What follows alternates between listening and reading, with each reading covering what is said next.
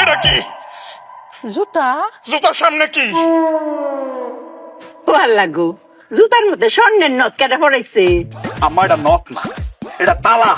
এই ব্যাককলের বাচ্চাটা ছাড়া আর কি করবো কত? ওহো মায়া, জুতার মধ্যে তালা লাগাইছো কেরে গো? অনেক বুদ্ধি কাটিয়েছি মায়া। আবারও বুদ্ধি। কেমন লাগে?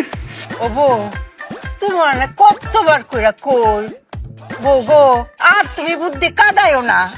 কেরে হিরাবার বুদ্ধিটা কাটাইছো? চুপের একটাই কষ্ট, চুপের বুদ্ধি কেউ শুনতেই চায় না।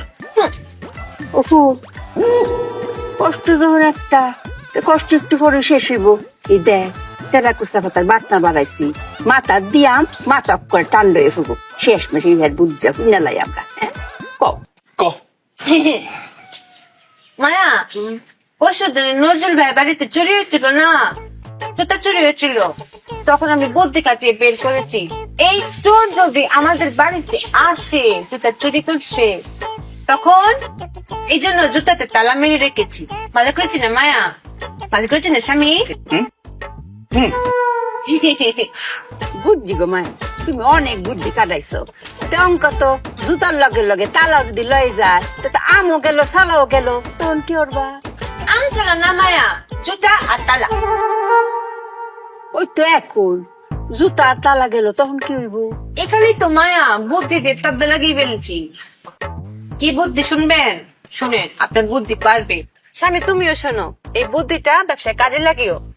চোর যখন জুতা নিয়ে যাবে, জুতা নিয়ে গিয়ে পায়ে পড়বে, পরে কি হাঁটতে পারবে? হ্যাঁ পারবে। পারতো না। স্বামী পারবে না। কেন পারতো না? কারণ তালা লাগানো। এই তালা তো খুলতে হবে, খোলার জন্য চাবি লাগবে। তখন চোর চাবি খুঁজতে খুঁজতে খুঁজতে খুঁজতে চুপিয়ার কাছে আসবে, এসে বলবে চুপি আপা, চুপি আপা চাবিটা দেন। তখন আমি সুই করে চাবিটা বের করবো, এরকম ঘুরিয়ে ঘুরিয়ে বলবো চোর ভাই আসেন চাবিটা নেন, লুক লুক লুক দেখাবো।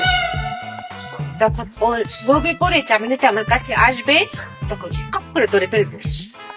এটাকে বলে চোরদারের কল। ফাট ফাট মেশিন পেতেছে, বুঝেছেন মায়া? অনেক বুদ্ধি কাটিয়েছি না? ওরে ব্যাককলের বাচ্চা, চোর কি তোর বাপ লাগে নাকি রক্তের কেউ তোর? রক্তের জন্যই তো না তো, চাবির জন্যই তো। কারণ চাবির চুপির কাছে।